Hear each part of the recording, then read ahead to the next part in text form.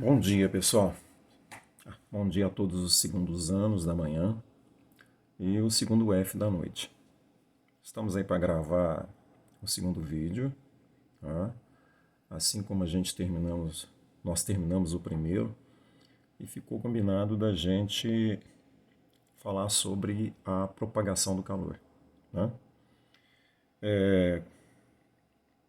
Propagação do calor significa a gente procurar compreender, entender como o calor sai de um corpo e passa para o outro. Então vamos lembrar o seguinte: sempre lembrando, né, que calor é uma forma de energia térmica em trânsito, né, que sai de um corpo e passa para o outro.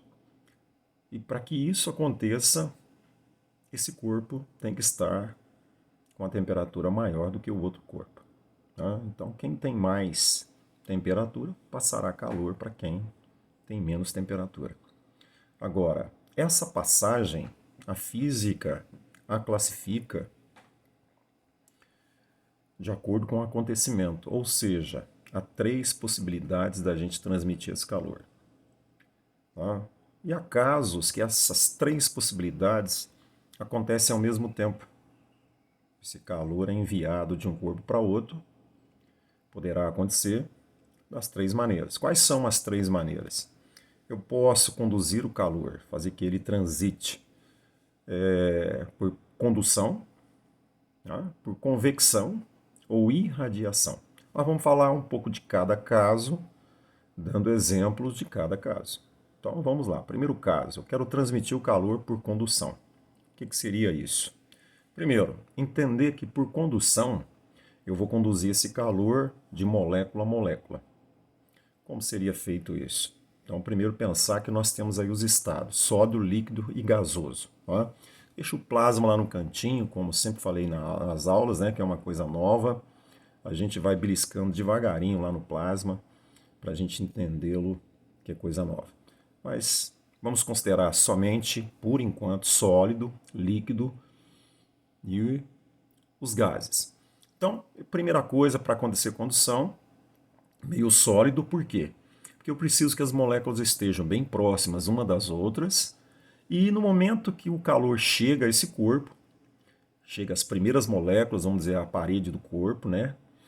As moléculas elas estão com uma certa cinética, já estão vibrando, lógico, e o calor faz com que elas se movimentem mais, né? Vibrando mais, os choques moleculares aumentam e de uma a uma, ou seja, de molécula a molécula, o calor vai sendo conduzido.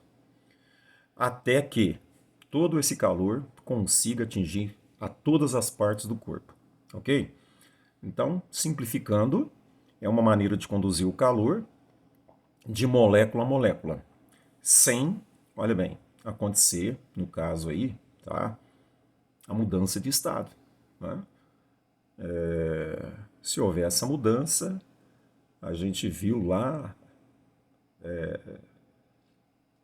a gente verá, né? Ou ainda a gente vai ver isso aí, os tipos de calor que a gente está vendo por partes, depois vamos unir as matérias todas, né? Para que você entenda todo o sistema calórico. Então, voltando, para ficar claro, a condução é feita de molécula a molécula, corpos sólidos. Vamos para a convecção. Aí vamos mudar de estado físico, né? Estado molecular. Aí eu vou para os líquidos, eu vou para os gases, que a gente os chama de fluidos, né? Os fluidos no geral. E como acontece a convecção? A convecção também acontece com as moléculas, porém são camadas, né? Camadas moleculares. Então vamos pegar um exemplo já para que você entenda melhor isso. Ar-condicionado, né? Geralmente colocado em cima, para acontecer justamente a convecção. Para eu ter um jato de ar frio saindo lá em cima, e esse jato de ar frio, essa camada de ar frio, ela está mais densa, mais pesada do que a camada que se encontra aqui embaixo, né, menos densa, mais quente, com a temperatura maior. Então, se a camada fria lá de cima, jogada lá em cima, vai descer pelo seu peso, vamos dizer assim, entre aspas, esmagando a camada de baixo. É lógico que a camada de baixo mais leve, com mais energia térmica, tende a subir. Então haverá um ciclo, vamos dizer assim, o ar vai girar no ambiente, vai se movimentar, e haverá a troca de camadas moleculares, né, por densidade, diferença de densidade. Enquanto o ar estiver ligado e não estiver acontecido o equilíbrio térmico, haverá então essa mudança. Então é um processo que acontece nas geladeiras, né, câmaras frias, ambientes refrigerados, atmosfera terrestre, né, você vê aí que produz o vento, produz furacões, enfim. Você tem aí correntes marítimas, né? A água se aquece, e foi bom lembrar disso, que uma canequinha de água lá no fogão serve perfeitamente para a gente entender a corrente de convecção e já entender a condução. Você leva ao fogo a caneca contendo água, a chama, o fogo toca a parede da panela, que é sólida, as moléculas recebem esse calor e são transmitidas de molécula a molécula, passando pela parede, então, da panela e chegando ao líquido. Chegando ao líquido, ali no líquido começa a se processar a convecção. As primeiras camadas de moléculas ali encostadas no fundo da panela recebem energia térmica, aumenta a sua cinética, fica menos densa, fica mais leve e sobe. Tá? E as pesadas que estão lá em cima começam a descer. Então você começa a observar dentro da caneca o movimento da água. Né? Quanto mais a gente passar calor para o fundo da panela, esse movimento será maior. Até que chega um ponto que a gente consegue realmente ver a turbulência que a água estaria, ok? Vamos lá, então, a convecção, então, um processo de transmissão de calor que eu preciso que tenha matéria, tenha contato de matéria, né? De matéria a matéria o calor transita, né? A primeira foi de molécula a molécula, a segunda eu pego uma camada inteira e troco de posição, de lugar com outra camada, por diferença de densidade.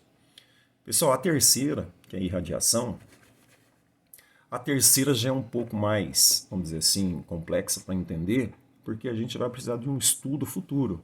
Mas nós não vamos entrar no mérito da questão. Por enquanto, a gente vai tratar ele um pouco mais superficial, que é a irradiação. Então, como é que eu transmito calor por irradiação? A gente vai pensar assim, né? Luz. Eu vou transmitir o calor por luz. E transmitindo por luz, que é uma onda eletromagnética que estudos futuros e aula futura a gente vai entrar na sua complexidade. Mas por enquanto a gente simplesmente vamos olhar a luz como luz mesmo, né? sem entrar no mérito da questão. Que a gente só quer mostrar como que o calor sai de um corpo e passa para o outro. Então, quando você está ao sol, né, que hoje, por exemplo, já amanheceu um pouco mais frio, vou me aquecer um pouquinho ali e ficar ao sol. Vamos lembrar que esse sol, né, a luz do sol, está chegando você, saindo lá do sol, transmitindo essa irradiação, e toda essa luz ela está passando pelo espaço sideral, local onde não possui matéria, pelo vácuo, chegando ao planeta Terra, que possui matéria, né, camada atmosférica e as outras moléculas que compõem o planeta, inclusive o seu corpo.